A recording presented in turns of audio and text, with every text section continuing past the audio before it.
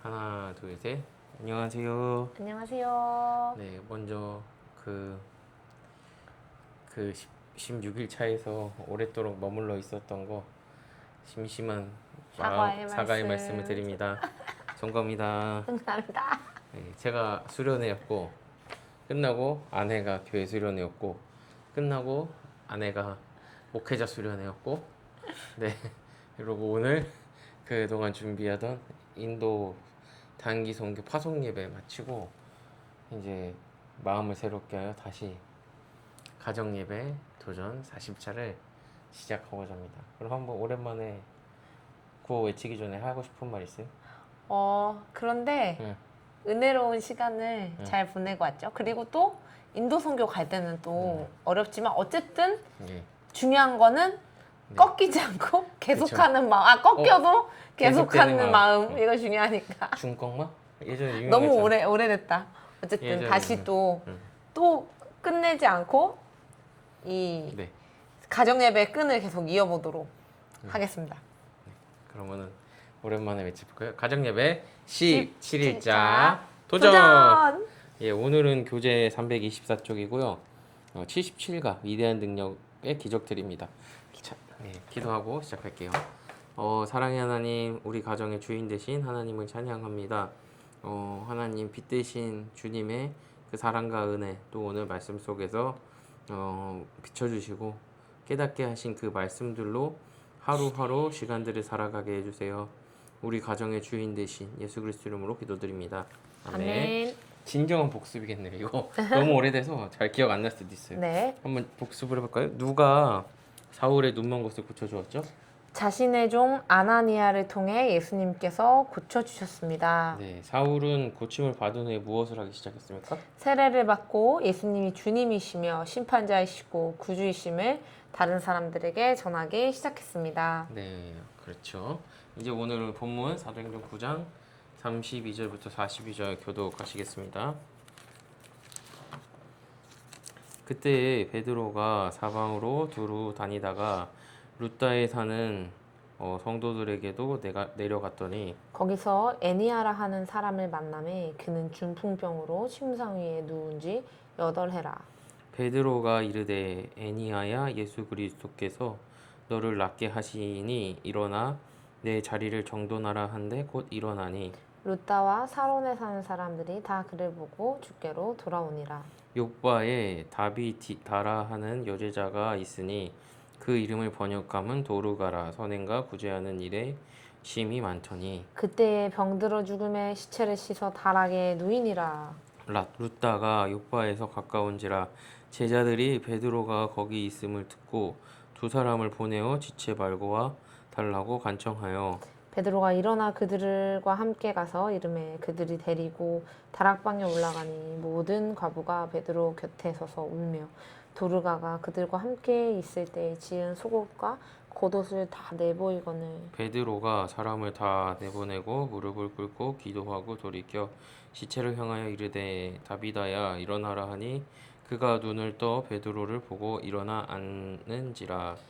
베드로가 손을 내밀어 일으키고 성도들과 과부들을 불러들여 그가 살아난 것을 보이니 함께 읽겠습니다. 온 온 요파 사람이 알고 많은 사람이 주를 믿더라. 아멘. 이 본문의 내용을 한번 확인하는 문제를 한번 이야기해 봅시다. 애니아에게는 어떤 문제가 있었으며 예수님은 그를 어떻게 도왔죠? 애니아는 중풍병자였는데 예수님께서 베드로를 통해 그에게 새로운 다리를 주셨습니다. 다비다에게는 어떤 문제가 있었으며 예수님은 그녀를 어떻게 도우셨습니까? 다비다는 죽었지만 예수님께서 베드로를 통해 그녀에게 새로운 생명을 주셨습니다. 그럼 한 번 문제죠. 애니아와 다비다가 고침을 받은 것을 본 이웃들은 어떻게 반응했죠? 많은 이웃들이 죄에서 돌이켜 예수님을 믿게 되었습니다. 네, 그렇죠. 하나님의 뜻대로 이 사도들의 복음 전도가 하나님의 뜻임을 기뻐하신다는 사실을 알려주기 위해서 기적들을 베푸시기도 하죠. 오늘날에도 그 사람의 능력으로는 아니지만 기도의 응답에서 뜻대로 하나님이 기적을 베푸시기도 합니다. 네, 개혁주의 관점에서도 그 부분을 합니다. 근데 추구해야 될 것은 아니지만 하나님의 필요하시다 생각하시면 주십니다. 제가 해설을 한번 읽어볼게요. 핵심 내용은 사도들의 기적은 그리스도의 부활 능력을 보여주는 표와 인이다. 그래서 증거다. 뭐 이렇게 이해하시면 될 것 같아요. 그또 예표 이게 더 어렵나 단어가 예고편. 다메섹으로 가는 길에서 부활하신 주 예수님을 만나 변화된 사울은 그리스도의 위대한 설교자가 되었단다. 뒤에 장들에서는 사울이 온 세상을 다니며 예수님을 전한 이야기를 들려줄 거야. 그러나 그 전에 우리의 시선은 또 다른 위대한 설교자 사도 베드로에게로 향한단다. 흥미롭게도 오늘 본문은 그의 설교보다 그가 행한 두 가지 기적을 말해주고 있어. 기적이란 자연적인 설명으로는 이해할 수 없는 방식으로 하나님이 일하시는 것을 말해. 의사는 약과 운동으로 약한 다리를 조금 강하게 할 수는 있어도 마비된 다리를 다시 걷게 할 수는 없어. 의사는 병든 사람이 회복되게 도울 수는 있어도 죽은 사람을 다시 살릴 수는 없지. 마비된 사람이 걷고 죽은 사람이 다시 살아 말할 때 우리는 그것을 기적이라고 불러. 이런 일은 하나님의 능력이 드러나는 사건이야.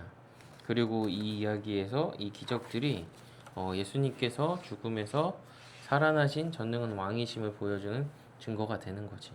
실제로 애니야의 치유와 다비다의 부활은 모두 그리스도의 부활을 가리키는 표란다. 그래서 베드로는 두 사람 모두에게 일어나라고 명령했어. 애니야의 다리가 다시 움직이고 다비다의 심장이 다시 뛰기 시작했을 때 그들은 예수님처럼 새로운 생명으로 일으켜 세움을 받은 것이란다. 그러나 이 기적들은 부활을 보여주는 인이기도 했어. 인친다는 것은 어떤 것이 참됨을 확증한다는 뜻이란다. 마치 우리가 편지에 서명해서 그 편지가 정말 우리에게서 왔음을 확인하는 것과 비슷하지.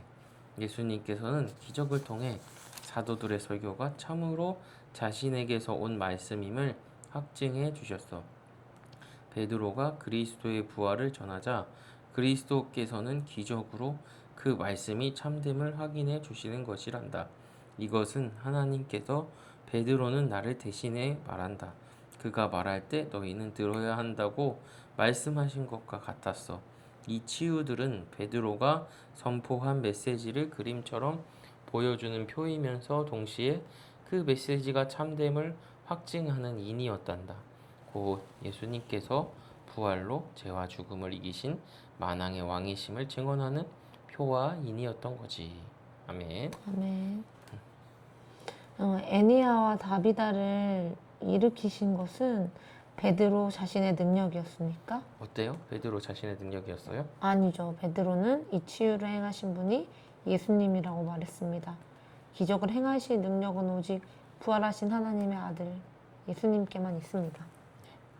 자, 두 번째 질문. 이 기적들은 베드로가 전한 복음을 어떻게 보여줍니까? 두 사건 모두 새로운 생명으로 일어나는 일입니다. 이것은 예수님이 죽은 채로 머물지 않고 죄와 죽음을 이기고 부활하셔서 우리에게 생명을 주신다는 복음의 핵심을 보여줍니다. 그럼 이 기적들은 베드로가 전한 복음을 어떻게 확증하죠? 하나님께서 능력 있는 일들을 통해 베드로의 말이 하나님의 말씀을 증명하시고 그 말씀이 믿을만함을 보여주셨습니다. 아멘. 그럼 한번 은혜 나눔을 해볼까요? 저는 요거 읽으면서 저부터 할까요? 네.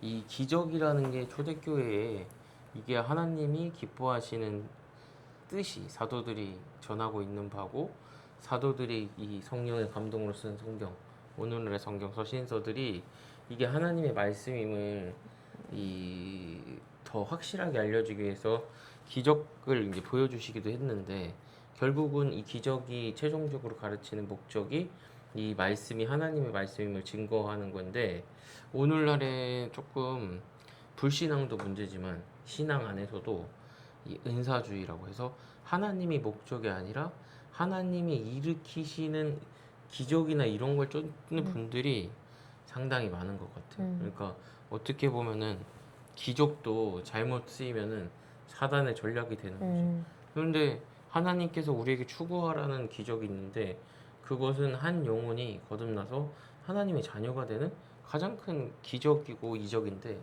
이거에 대해서는 너무 뭐 당연하다고 여기거나 뭐 별로 중요치 않게 생각하고 뭐 어떤 사람이 앞으로 어떻게 될 것인지 예언을 이제 이룬거나 아니면은 뭐 신비로운 거 뭐 이렇게 하는 게 이 초대교회에서부터 쭉 이어져 온 교회를 흔들려는 사단의 계략이다 이런 생각이 오늘 좀 저는 들었어요. 지한이는 어땠어요? 저는 이게 여기 보면 실제로 애니야의 치유와 다비다의 부활은 모두 그리스도의 부활을 가리키는 표란다.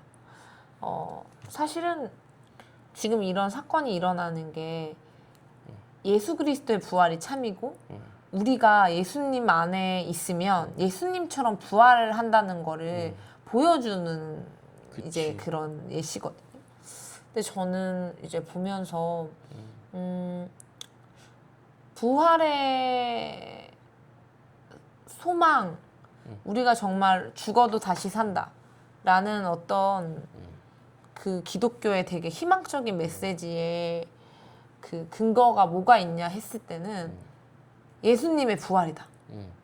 그러니까 예수님의 부활이 나의 부활이 된다라는 게 오늘 말씀을 읽으면서도 그것만으로 사실 충분하잖아요. 사실은 그렇게 그걸 믿어라고만 해도 우리는 그걸 믿어야 되는데 하나님께서는 우리의 믿음을 돕기 위해서 사실 이 성경 이 역사 가운데 이런 일을 행하신 거잖아요. 애니야의 치유를 보여주시고 다비다의 부활을 이렇게 보여주시면서 아 진짜로 예수님의 안에 사는 사람들은 다시 사는구나.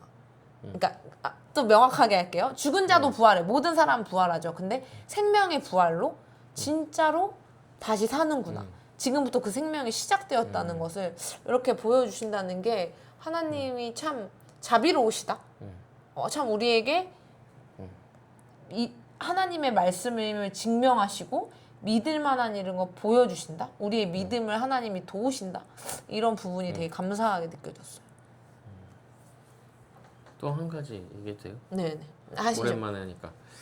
그러니까 이게 표인 얘기를 했잖아요. 네. 그러니까 우리가 받은 구원이 사실은 굉장히 큰 거라서 이 하나님이 나 대신 죽었다는 것 자체만 이 하나만 믿어도 굉장히 큰데 이 하나님이 나 대신 죽고 그래서 내가 이제 하나님의 자녀가 됐다는 것도 굉장히 큰 부분이 하나라고 나는 생각을 하는데 신앙에서 근데 그 예수님과 한 몸을 이뤄서 우리가 부활한다는 건 너무 큰 개념이니까 이게 뭐라고 해야 되나? 이 믿음으로 인해서 주어지는 복과 은혜가 너무 크다 보니까 어떤 면에 있어서는 감각적이진 않죠. 그러니까 우리가 상상할 수 있는 상상을 초월하는 그런 부분 은혜들인 거지.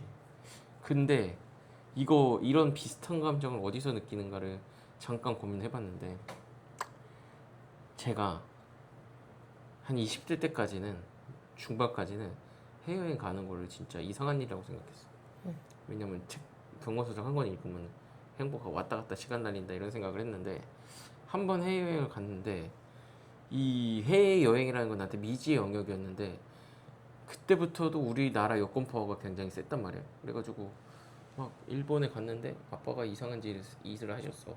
거기 있는 엄마를 보호하기 위한 거긴 했지만 거기 출입국 관리소 일본 분이랑 싸우는 듯한 이런 제스처를 취했는데도 이 추방당하거나 문제가 될 수 있었는데 항공 여권이라서 그냥 들어가기도 했고. 근데 우리 아버님 오해받으니까 그치. 말씀드려. 엄마가 이제 일을 많이 하셔서 지문이 달았어요. 그래서 초창기에 이거 찍는 게 안 돼가지고 엄마가 버벅거리니까 거기 출입국 관리소 아저씨가 뭐라고 해서 우리 아빠가 애처가니까 공처가인가? 맞지? 애처가지. 애초가. 엄마를 많이 사랑한다고 정리해서 사랑하니까 거기서 막 그 원래 그 출입국 관리소 직원의 권위에 도전하면 안 되는데 아버지가 그런 거예요. 다 우리가 뜯어 말리고 그랬는데 어찌됐건 그것도 그랬고 그 어디 다른 나라 갔을 때도 한국 사람만 좀 패스트트랙 좀 봐주는 그런 게 있어. 그래가지고 줄 막 갑자기 막 유럽인들도 쫙 지켜가지고 들어가는. 그러면서 이 여권이 가진 힘이 많이 세구나. 그래서 한국인들 그러니까 인종차별자 만나기 전까지는 독일에서 그 항공 여권 가지고 있으면 별로 물어보지도 않아. 그래가지고 뭐 여행하냐? 여행 갔어? 사이트시? 뭐 이렇게 하면 그냥 쉽게 들여보내주더라고. 그래서 뭔가 나라는 사람보다 이 여건 한국 국적 사람이라는 거 가진 그 덕을 본다 이런 생각을 했는데 물론 이게 하나님 나라의 영광은 먼지만도 못한 것이긴 하지만 그렇지 그런 이 시민권을 가졌다는 거에 대한 복 이런 것도 생각을 많이 했어. 그래서 그래서 우리가 받을 자격이 있는 게 아닌데 우리가 부름 받은 그 부름이 커서 이런 은혜를 드리는구나 이 생각을 했어. 지안이는? 저도 너무 동의하고 응. 제가 또 수련회 얘기를 조금만 한다면 진짜 간단하게 한다면 우리 둘 다 목회자잖아요. 근데 잊어버리면 안 되는 건 우리가 그리스도와 연합되어서 예수님처럼 하나님이 우리를 성부 하나님이 우리를 보시죠. 그러니까 예수님과 예수님을 믿을 때 우리는 예수님으로 옷을 입잖아요.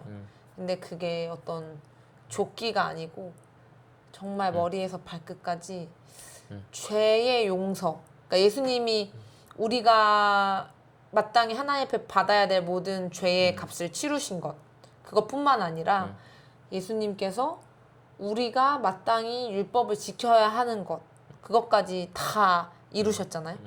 근데 율법의 저주, 죄의 값을 치르는 것도 치른 존재로 하나님이 보시고 동시에 거기를 그냥 죄 없는 존재를 넘어서서 온전히 하나님의 뜻대로 예수님이 그 일을 하셨으니까 예수님의 안에 있는 사람은 그런 존재로 흠없는 존재로 우리를 보신다는 게 되게 감사하고 그게 출발점이고 오늘 읽은 부분에서 그래서 제가 우리의 부활이 진짜다.